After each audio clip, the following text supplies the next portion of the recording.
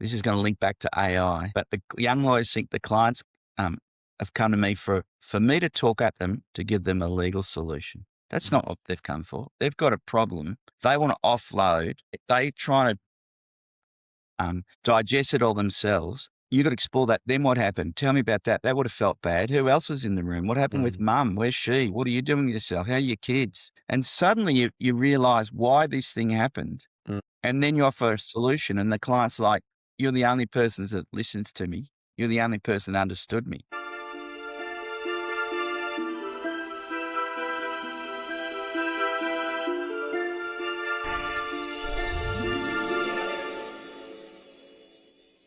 Welcome to the Notion in Practice podcast. This is episode 4, and today we're talking to my good friend Daniel Taylor, who is a lawyer in Victoria, and all about how he has his journey towards using Notion, discovering Notion and using it and rolling it out in his business, and then how he's using Notion AI these days. So Daniel, why don't we just start by you just introducing yourself, explaining a little bit about the business, and then we'll start thinking about Notion after that. Yeah, right. Well, I'm Daniel Taylor and I run a law firm in Victoria, Australia. And I do criminal law and we've got a couple of offices. We haven't got a huge amount of staff, but I've got, a handful of lawyers and a handful of admin.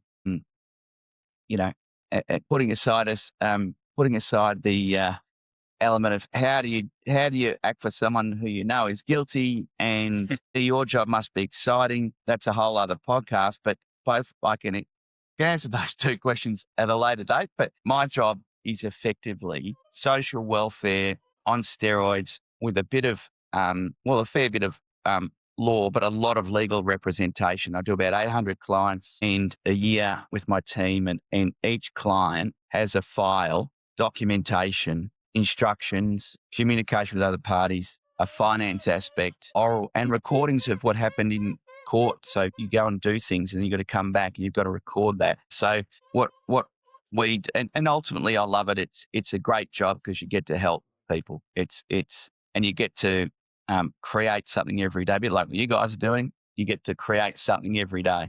And so that's the fun bit of it. So you're standing up and creating something, but the most rewarding bit is helping guide people from a position of crisis generally to a position of less or crisis mostly resolved. There might still be a lot of difficulties in their lives, but the crisis, you're a crisis resolver. Yeah. It's and I suppose I started in Sydney. I did tax law for 2 years, and then I got a job. I didn't know that. I got a job, would you believe?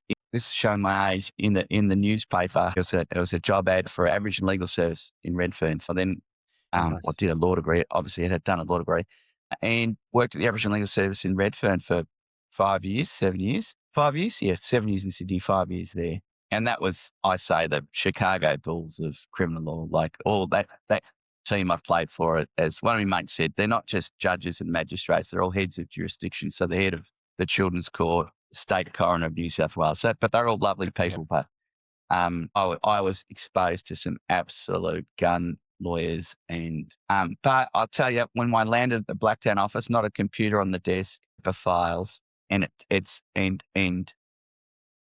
funny that a guy I was in that office retired, and he rang me the other day, and he reminded me of a story. I don't even remember it. He reminded me of a story. I was a really young manager of the office. So I was about 28 and I was managing like 50-odd lawyer and another lawyer and something else. And he said, remember when you came into the office and said, these are criminal lawyers, right? They're so client focused. They'd have a paper file, all the papers shoved in with the police evidence, some scraps on yellow bits of paper, post-it notes, envelopes, everything just thrown into the file. And he said, you had a meeting when you brought a split pin. You know what a split pin is, Jerwin? Why not know? But it's like a pin that goes that way and you can put it together and you put paper on it and then you can fold it over. And he goes, you had the gumption to come in and say we should all use a split pin for all our correspondence and court attendance, and you wanted all our files organised. And I'm like, that's right. And I think my Notion journey starts with the split pin. Is that my father was an engineer, and so our dinner table conversations were, what is quality? Well, quality is every day, and every way you get better and better. And everything's got to be systematized or process. Any differentiation from a process people aren't following is inefficient. So for me, I just look at externally, I don't look like that. People will think that I'm a bit out there at times, that he's not organized, but I'm hyper organized in terms of I like to look at a process or a system and say, why are we doing this way? How can we make it shorter, quicker? And so, yeah, so then we had paper files, and then a friend of mine was running a law firm, and he said, I've got a cousin. Dan, I don't know if you can And hear us, but he's got your Notion. internet's super laggy. Our So first technical we issue. lost you halfway through the story. You But, guys there? Don't worry about it. There we go. Maybe, Maybe do worry about it if he's totally gone. that gives me a chance. All right, guys, a little bit of technical difficulties, but let's play a game. Is it this way or is it that way? It's upside down. Spot the Notion sticker. That's okay. So, Yeah. Dan, what the journey was like with you discovering Notion, and what was your workflow and work style like before Notion? Sure. Yeah, and it's embarrassing to think that in the law, and particularly my area of law, people are using paper files, and some people unbelievably still use paper files. But my journey to Notion was in that spirit of constant improvement. I was constantly looking for ways to make things better. And a friend of mine introduced me, in fact, to Tim. And my friend was running a law firm. Tim was helping manage that firm, and had discovered Notion and had made a whole client management system, way of life, whole Notion world for my friend's law firm. And I thought, well, let's have a look at this. And then I met with Tim, and then it was just been a miracle for my firm and my cognitive load. What you have in many jobs, but my job was so much cognitive load of clients. You got so many tasks that could be missed with paper files, and people keeping inconsistent file notes when it's handwritten, and the staff get overwhelmed, and then there's decision fatigue. And Tim showed me Notion. And then ever since then, about 6 or 7 years ago, we've constantly, to his great credit, I'm probably a bit annoying, but we're constantly improving his system. He's improving, and I'm asking, I've got a problem. Tim comes up with this solution, and now, honestly, you sleep better at night. Like I was thinking last night, you used to wake up, as a lot of people in business do, and go, shit, I forgot that. I haven't done this. I haven't done that. And this Notion has just been able to so simply systemize what is a relatively complex, unique field of law in Victorian law, with Victorian legal aid particular funding guidelines and the way we do things, create this bespoke system that allows me to honestly sleep better at night, and most importantly, weirdly, become more human and focus on the client. Talking to staff about things that weren't done, and you're not having decision fatigue, and you're not reminding people to do things a certain way. So for me, Notion today is, the whole office is running, effectively checklist workflows and automated file notes, automated court attendance sheets, not quite AI automated, but, it's all pre-populated. And, it's just been life-saving at a fraction of what I'd be paying for bespoke legal software that are just juggernauts that won't change the system for you. They won't really get it down to your area of law. You've just got to buy a whole package as if you were a family lawyer or a commercial lawyer, with all these templates that I don't need. So it's a long-winded way of saying and how I got introduced to Notion, and how it has fundamentally changed for the better, and for my clients, what we do. You guys had already started, like you'd already digitized a little bit, hadn't you? You had docs in Google Drive from memory. Yep, that's right. And a mega spreadsheet of all the client, or all the records of each matter. Yeah. And it was sort of, you were holding those two things together. They were separate worlds, obviously, but, the spreadsheet was the source of truth about every file and where it was up to. And then the Google Drive folders, that's where all the actual records themselves went. And you had a whole lot of very well, thought through systems in place already. And then our challenge was to try and work out, okay, well, how do we build a Notion world that sort of reflects the way you run the business, and see if we could get Sam to stop saving things into Google Drive. That was the biggest challenge. Yeah, that's right. We did. And I can't sort of say our last system wasn't well worked on and didn't sort of work, but it was there was a couple of truths as well. There was Google Drive and there was sort of paper files and so the ability to move to one truth and one system and one workflow was so bespoke was just, mind numbing at the time. And now with AI, it's just, the way that we can go into our system, not only use an LLM model, but my next step is to try and create those agents to jump in and do even more. But, as a technical Luddite in some respects, I love systems, but yeah, it's interesting that you guys are really deep into the agents. And then that seems like the next frontier that even for me, it's hard to jump in straight away because it's such an evolving world. But yeah, so that's the, when we first introduced Notion, it was a bit clunky. Some of the staff used to talk about the wheel of death. Young Liam is now a barrister. He just didn't like how stuff sort of downloaded just like, whereas Google Drive was super quick. Because you're on your feet, you want a document, bang. But now Notion is just so quick, and it's as quick as Google Drive in pulling down documents. And so There was a time, it was early days. I mean, it was most Notion users weren't around. I think in 2020, Notion hit 1 million users, and then 2024, it was 100 million users. So I'm pretty sure we started in 19, and they'd started growing quickly, but they were growing from something quite small, and they just didn't have the bandwidth. They didn't have the quality of performance. And then I think last year, especially, there was a real focus on like just making sure that it was going to be able to cope with this enterprise level performance that we require. So yeah, it's nice that mostly we're beyond that. Although I'm sure every new feature, means that there's more pressure on the performance. So yeah, Daniel, I got another question for you. Yeah, when you migrated to Notion, I can imagine or assume that your legal practice or your firm had lots of traditional habits or loops that you'd have to break. So I guess what would be the top challenge that you had to go through as you, I guess, taught your team about Notion, or perhaps even some of the day-to-day stuff that was difficult? Yeah, look, and I think it's a good question. And really, the big broad answer that immediately springs to mind is it's just forcing people to say change is not having a go at you. Change is not you're doing it the wrong way, but change will benefit you. This change could benefit you. This change could make your day-to-day work easier, quicker.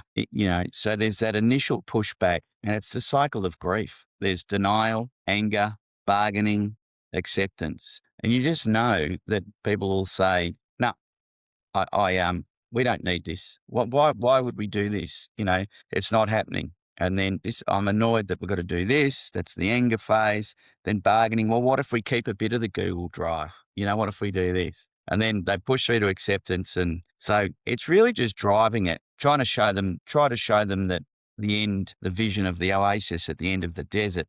But at the same time, there's an element of as the boss is saying, well, that's all very good, but we're doing this anyway.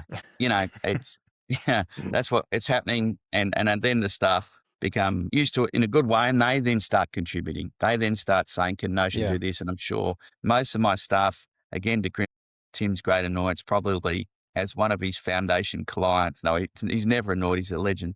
As one of his foundation clients, I'm sure he throws us a few extra bones I've got a staff member in the Philippines that I'm like, she just rings Tim up, or Slack's Tim or Notion's Tim, and constantly improves. Everyone's got an idea of how to fix it, and it looks like a bug, and so they empower themselves to then. Probably Tim can answer that more about how often my staff are, thinking of ideas to improve Notion, not necessarily involving you, but they get into it.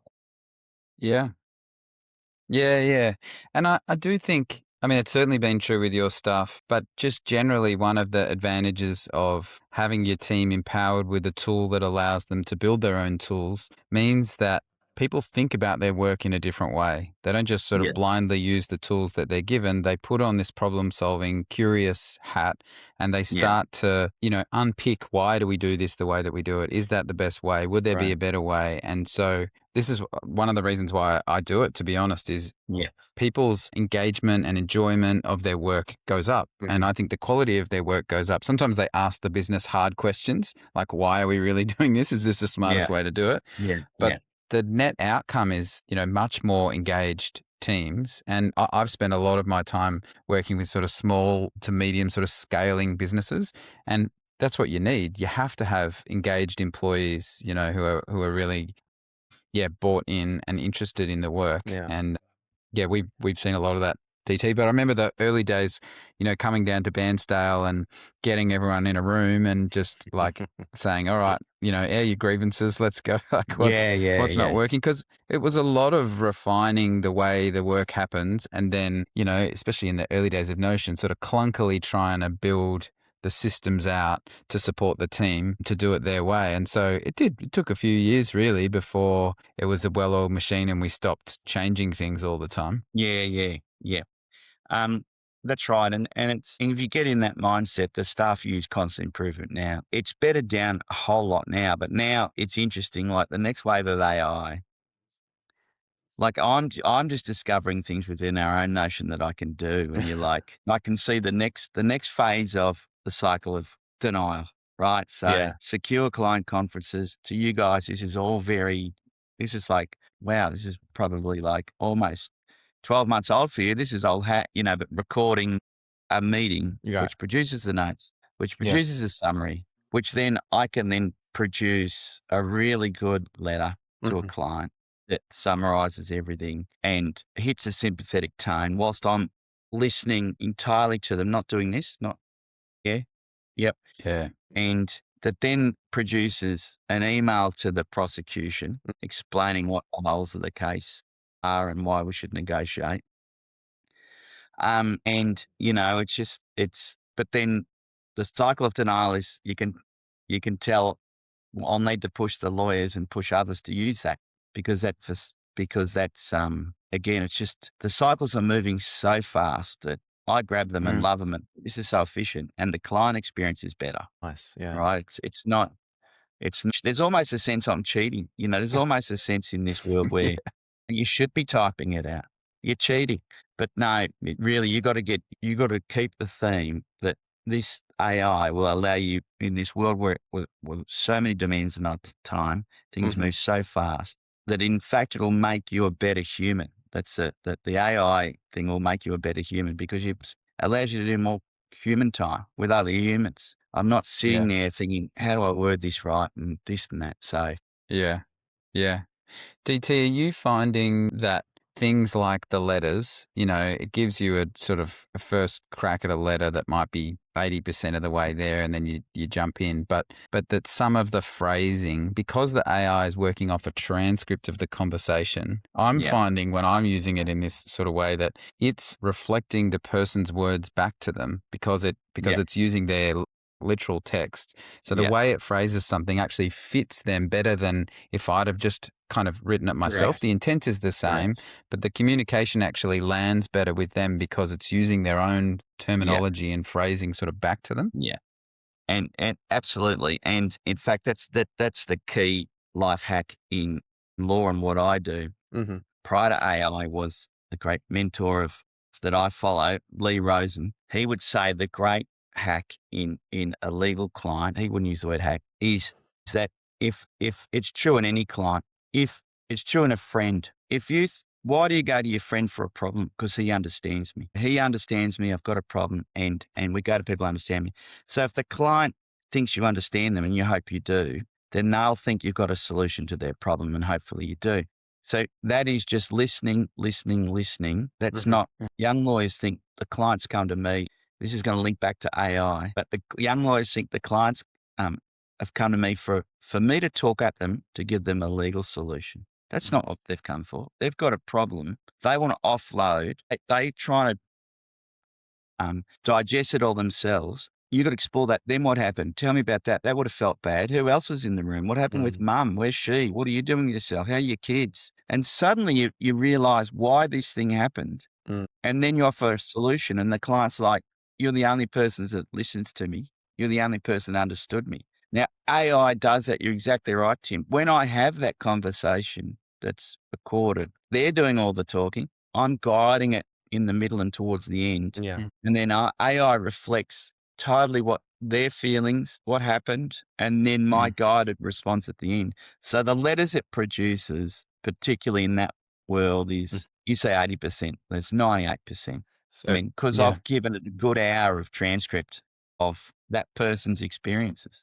then am I wrong to assume that before that process you had notes and notes of your notebooks, and then you're just writing down things as you're speaking to the client, and by the end of those conversations absolutely. you're just going back? Absolutely. And in fact, it was, but I then developed a paper version, and then it was a paper version of that script of a conversation that I realized I've been having for 10 years.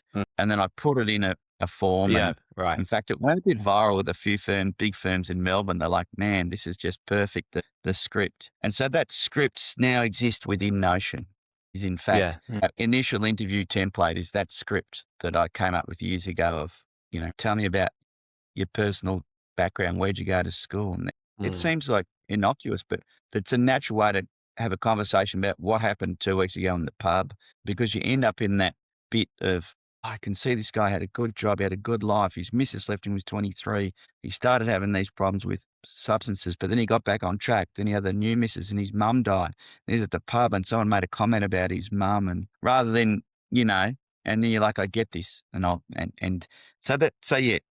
script of those conversations, AI is just fantastic in reflecting back, as you said, Tim, what do you call that? It's just the ability to understand and reflect back the person's feelings and that's what people want. That's what clients want. And AI knows that. People want to be heard. That's all we want in life, don't we? Yeah. I wonder, Dan, this has got me thinking about, your business a bit more in a different way, but just, I think the early opportunity with AI was things like, transcripts and, hey, can you help me write this thing? And can we, workshop it together, a little bit of back and forth, which I know I've talked to you about, like, prepping a plea, talking it through with the AI that has this broader context. I feel like the next frontier is agents, as everybody keeps saying, but practically what that means is a version of automation and those AI capabilities coming together. Yeah. And we've been playing with the custom agents inside Notion where, you say, look, when this thing happens, then run this flow. And the flow might not be just a single prompt. It might be do this and then do this and then do this, and then it'll push an output to some other place. I'm really interested to think about what that means for your world. Like where are the points where AI could be like a team member, right? Rather than just something that you go to, but that's doing jobs all the time in the background for you. Can you see any sort of low hanging fruit for those things? No, it's a really good question. I was lying in bed thinking about this, is that, finding those points in AI agent, and then, I was thinking about the old story of the telecom, now Telstra CEO, that someone told me the management story, that new CEO of then Telecom, the phone provider, pre-mobile phones, said, I want the engineers to map out on one bit of paper the steps from how does someone get a phone installed from zero to phone installed. And it was like rolled out in the boardroom. It was like 3 meters long or 10 feet long. And he said, get it down to 3 feet. Right. And if I think of all the steps in the client experience from phone call through to conclusion of case, if I mapped out all those steps, I almost need to sit down and map them out. But the low-hanging fruit, I think, would simply be when you went to court, you wrote the result. 50% of the time stuff gets adjourned because you need new documents, or the police aren't ready, or your client wants more time, or you're sort of halfway through negotiation. But at each court event, the agent reads the court event, what happened, and then drafts. It's pretty straightforward. Drafts a report in email to the client, and presumably tick and flick and you can send it. Probably the other probably there's another step you could do is when you get a police brief in a secure Notion way, is there a way that all legal documentation received, whether it's child protection or police brief, that's uploaded gets automatically summarized rather than, a whole chunk of information without us, it's just sitting there as a document, and the lawyer, unless they manually summarize it or manually go through that process to upload it to summarize it. There's probably some that would be the low hanging fruit. But where do you guys see that agents being most useful in a professional service environment? I feel like there are definitely those more specialist roles that you might be able to prepare them for, but a lot of the low-hanging fruit is just the busy work, right? The stuff that should get done that doesn't get done, or the things that need to be done in a really timely way. And so things like, I'm not sure actually if it still works like this, but we used to get an email from legal aid to say, "Hey, this matter's come in. Are you at this court? Can you go and represent them? Here are the documents on the that you need. Here's the form B, here's the whatever." And there was this manual process of someone like seeing the email in time, responding to the email, and then taking that information and putting it into the system that the lawyer would then be able to access and use. And so there was a whole bunch of, paper shuffling, digital paper shuffling that went on that now, I'm playing with these tools that say, hey, if an email comes in and it looks like this, like, AI, check out the email. You can do things, of course, like if it comes from this address or whatever, but even if it says these kinds of things, then pick that up and put it into the system, and create the client and take the documents and put them in the documents file and, set it all up and then notify the lawyer. Send them a message to notify. And so that process, which was once a human had to do each step, that's the combination of not just a automation, because old school automations, everything had to be very precise or otherwise they'd sort of fall over or they wouldn't fire. But the AI, because it can read between the lines a bit, can parse the message from legal aid and go, oh, yeah, okay, this one looks like it's from the same place, but actually, they're calling us up to see if we want to have a cup of tea rather than, deal with a client. So yeah, I think that stuff will really change what it's like to work in the firm, and your admin team will be able to do a better job because they'll be able to rely on agents to do some of that busy work and some of that, I just got to copy things from here to here. Like that stuff should go away, and then you'll be able to get them to do that higher quality work. That they're really spending the time with the client who walks in the door. Exactly. And it has that need, which is exactly what happens in your office. Someone will walk in the door and they'll be in a bit of a state and they'll need someone to talk to. But the receptionist will be also thinking, oh, crap, I've got to make sure I'm checking the emails. I can't spend 15 minutes with this person and not check the emails.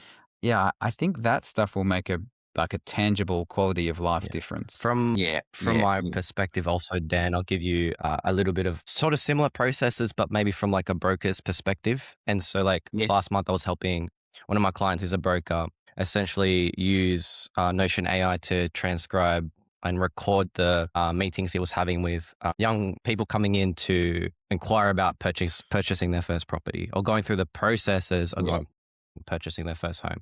And there's a lot of aspects in those conversations where he created a database for each of these prospects, and then within each of those he would record it and he'd capture their needs, and then more so as he goes through that process he can share and summarize data with his conveyancer partner that he recommends. Not to say that all use that conveyancer that he recommends, but most do.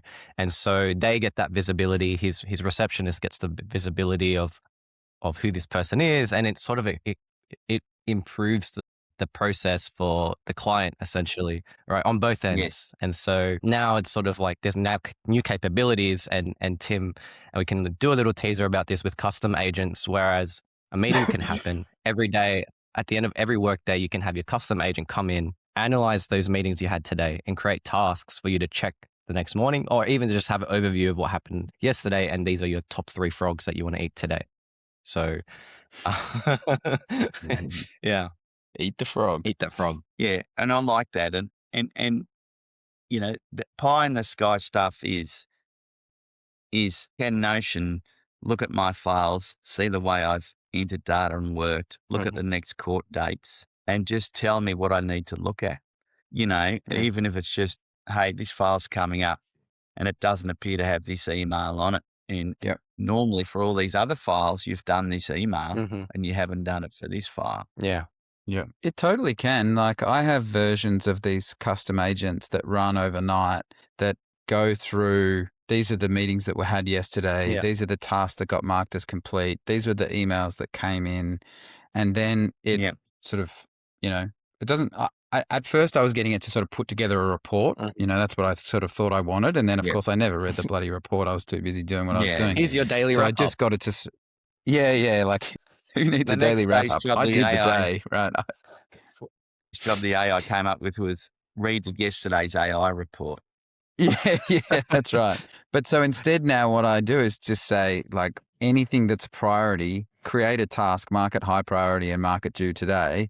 Yeah. So that when I wake up and I look at the things that I need to do for the day, there's this thing saying, hey, you told that guy you were going to send in the proposal yesterday and I can't see the Yeah. proposal. What's Yeah, happened That's here? awesome.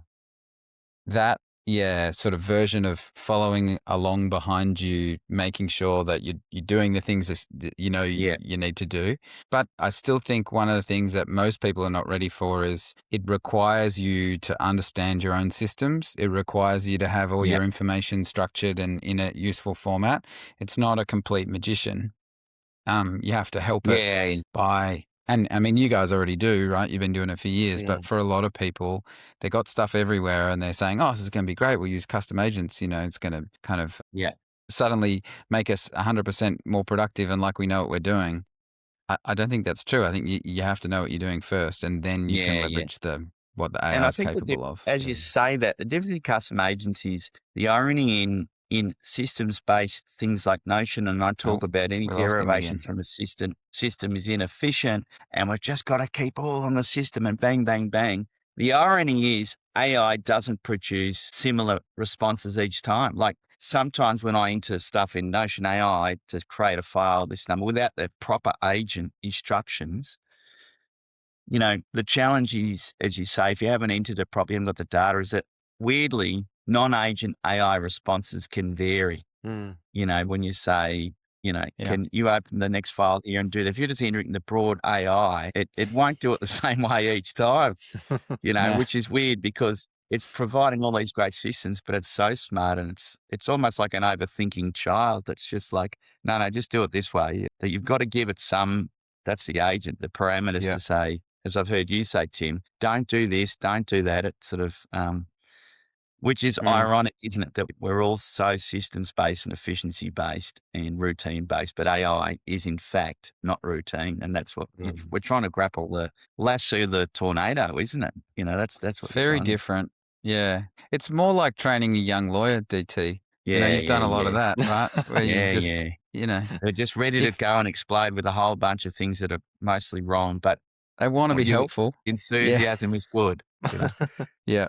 Yeah, exactly. So what's the next thing, mate, on the list? What are you going to bite off next? Yeah. Well, I think there's potentially a bit of growth in offices, and that then says, well, how can we then become more and more a disparate workplace? How can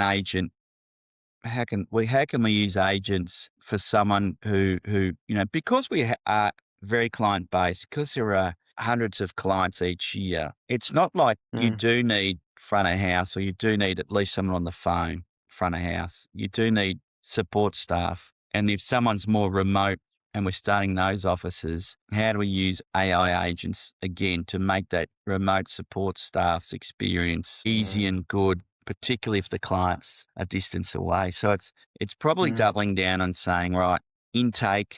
It's probably intake and outtake are the two things. In the middle, the legal things and the court attendance sheets and the letters and the LLM, we've sort of got that. That's pretty good.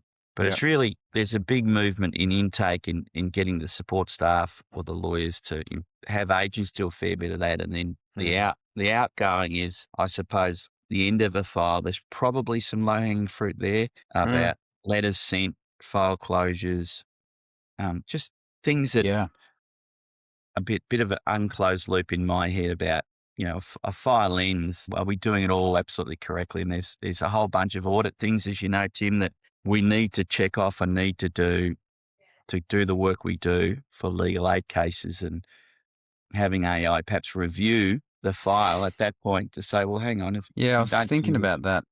meet Mm. Yeah, we legal always talked API about, and and we like built an audit list, and a file would get to the last stage and it would go into the sort of audit status. But I feel like Yeah, those are the types of things that you knew you should be doing and you built a process for and you tried to do, but when it got busy, which it always Yeah. was, they were the yeah, first things yeah, to fall off the list. But yeah, now something like a custom agent is just perfect for it because you can say, oh, the status has moved to Yeah. closed, yeah, custom agent kicks in and it's got this, playbook to say, first you need to check, all of the court dates. Do they yeah, all have their notes in them? Are all the documents that are referenced actually here on the file? Did we yes, bill yeah, everything? Like, look at the billing. Did we bill yeah, for every appearance? Did we yeah, overbill? Did we miss any? Mm. Like all of that stuff that a person could do, but we all know probably won't unless they're one of those strange humans who that's just what they love to do. yeah, yeah. That's just what gets Because them it up in the is, it's morning. totally, once matter closed, client finished, Yeah, job's the done. phone's Move ringing on. already and I've got phone calls and so, and it is one of those things that you would spot audit files as a lawyer. Traditionally, you would say, all right, I'll spot audit this lawyer's Mm, files, just not in a naughty teacher kind of way. It's just like, let's workshop and see what we're missing. What can we improve? If lawyers are missing this, well, that's a problem because it's a systems problem, right? It's not a person yeah, problem. Yeah. yeah, no. And that's where Notion can really pick up on that. Do And you know the and other thing Notion can just be the occurred to naughty me? teacher. Yeah, yeah, that's right. That's right. You're training young lawyers. I think there's a lot of opportunity for if things like client interviews, you're getting the transcript of, Yeah. and you could put together an agent that is about Mm, providing feedback to the lawyer based on that conversation. So yeah, wow, that's however so many good. years it Yeah, is of yeah, having yeah, done yeah, these things, knowing the right questions to ask, knowing the moments, yeah, where they have an opportunity to deliver a better service to that client. If yeah, you could have an agent that says, look, your job is just to go through all of, this week's calls or, you know, meetings yeah, and look for these opportunities to help give us feedback so that we can do a better job. That yeah, can just be running in the background, but that continuous improvement piece that would be so hard to do otherwise. Because what are you going to do? yeah, Like either sit in their calls with them yeah, or, yeah, yeah, yeah, go through the transcripts yourself. So, Yeah. yeah. yeah, I feel like we're just limited by our imagination now. There's Like, it is, so, yeah. so much potential. And look, and that's really practical too, isn't it? That, it knows, I mean, it could train on itself, right? Just look at Daniel's last 50 interviews or 20 client interviews, look at the tone and how much he spoke and how much the client spoke and what he asked, Yeah. and then compare it to, yeah, easy. It'd be Yeah. good. Um, Well, you better go to court, I guess, mate. You no, got no. big day ahead. Yeah. Well, I think we might end up in a world where I always thought 25 years ago that to dumb down my job, you could have an iPad or a computer in front of the court, right? And you could just say, did you agree you drunk drove? Yes. Sorry, on a scale of 0 to 10, 6, you know, are you going to do it again? No, no. Well, here's the proposed outcome. You can take this now or you can go into court. I think, there's a world where AI delivers better Yeah. and more consistent judgments than magistrates and judges. And the job, they're not be joining you blokes. Yeah. Dan, Tim, I clip Dan where they someone had I don't know if it was satire, I think it was real, where essentially he was representing himself and he said his lawyer was in the room. And so I might put the clip in this podcast, maybe just for viewer Yeah. reference. And then hopefully you guys know where I'm going with this. He pulls out a video that he makes the judge play, and it's an AI generated lawyer talking about the case. No way. Yeah, yeah, that's amazing. I thought you were going to talk about that guy. Like, he's obviously grandkids have been on the computer. He's on an old lawyer, and he's on like a conference call in court, and he's got like the cat face or the dog face, and he can't get off the filter. And he's Oh, doing this right. case. His face is a cat, and everyone's feeling sorry for him, trying to help him remove it. Um, Oh, that's no, that was funny. great, guys. It was really, really interesting, and it's it's motivational to think about what the next steps are. Yeah. Yeah.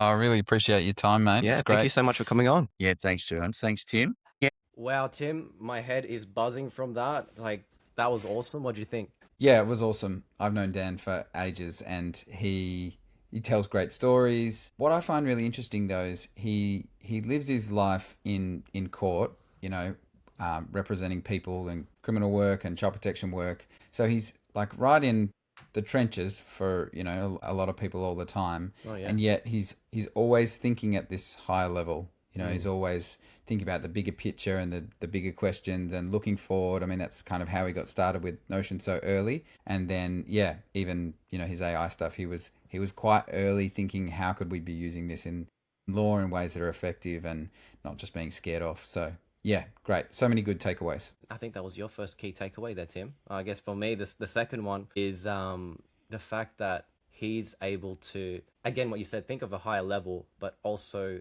lead with example. Like, the challenge of onboarding Yeah. Notion and having such a, like, the industry of law is so robust and traditional, and to have something come in and break things and be able to go through what he, I think, put very clever, the cycle of grief, and Yeah. being able to be aware of that and know that things are going to break, but he sees the wider picture and vision of what it's eventually going to do for his firm and for his staff, which is Yeah. save them thinking power of redundant tasks, and use what augment the human experience, which is what people pay them for, to solve their problems, to listen, be attentive, and they can Yeah. listen fully in those calls, um, and listen to these rich stories. And, Yeah. and I'm just thinking from a higher picture from him. He mentioned he deals with around 800 clients in a year, and you can Yeah. imagine how much mental toll that takes. And so to be able It's to a have lot of stories. AI just Mm. offload a lot of those things on Notion itself as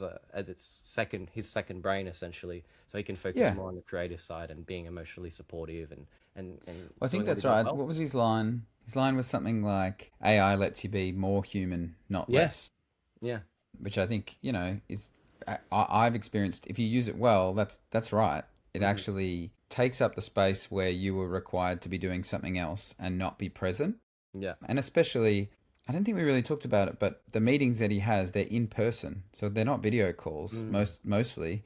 They're Yeah. actually sitting down with a client in person. And so, they're recording the call using sort of Notion's transcriptions tool Right. live, Yeah. but he's face to face. And so in the past, that always meant that, you were talking to someone, but they were writing, they were Yeah. sort of scribbling notes down, and you were never really sure, are they still listening, or, and you weren't getting the eye contact and the connection, all the things that, make up good communication. Of And course. so, yeah, their experience of even just the transcription process, allowing them to be fully present in the Hmm. meeting and sort of guide it and, check the body language more. But Yes. then for the AI to then be able to say, for then the AI to be able to use the detail of that language to Hmm. help them communicate better Yes. to the client. So they would have an intuitive understanding of where the client was at, but the AI writing a first draft of a letter, Mm. being able to reflect the client's words back to them and really give them clarity that they've been heard, that they've been seen, that the firm understands, their perspective. Because Hmm. we didn't talk about it much with Dan, but I've spent a lot of time in those kinds of businesses, and you get people at the hardest times in their lives, right? You get them at their worst. Something terrible has happened. That's why they got to see a lawyer and they're going to court and they're Hmm. facing charges or they're dealing with family stuff, and Yeah. so it's always pretty hectic. And Yeah. people who do that work have to be compassionate, but then they also have to do the work, right? And get the They have results. to So capture everything. it's The great details to see matter. the technology being used to help them, Yeah. do that better. I really like that bit. I thought that was great. Yeah. Yeah. It was fantastic. All right. So What else?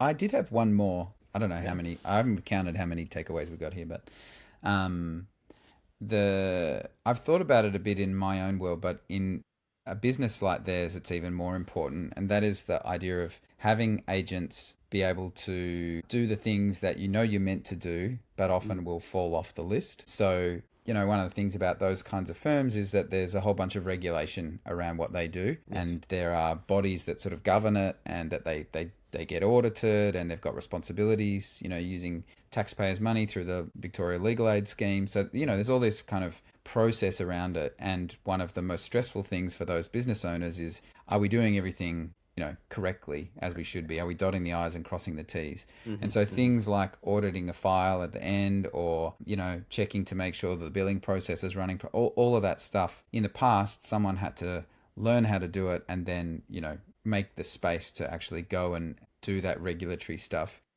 Yeah. while they're running a really busy, chaotic business, And so the opportunity to get agents to do some of that work for them, and I think, as that grows, being able to say to the agent, look, this is exactly what needs to be in a court attendance record. Can you go through this week's court attendance records and flag where we've missed the mark? Mm-hmm. That's huge. That's good for the regulators. That's good for the businesses. That's good for the clients. Like, everybody's winning with that. And so I think, agents catching the stuff that falls off, when you're busy, that's a big takeaway. I'm going to be thinking about that a lot for, other sort of scenarios. Mm-hmm. What could it come along after us and do to make sure that, we've done what we were trying to do well, rather than, I think most of the time we think about using it ahead of time. Dan's probably smiling as he listens to this. But I hope so.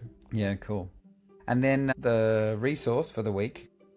Yes, we have a gift. We have a gift for you all for sticking around to the end of the episode and listening to us yap on this podcast. But yeah, Tim, what is the gift that we're offering them? Well, I think what I want to do is take that concept that we talked about of the AI being able to come along and review a team member's transcript.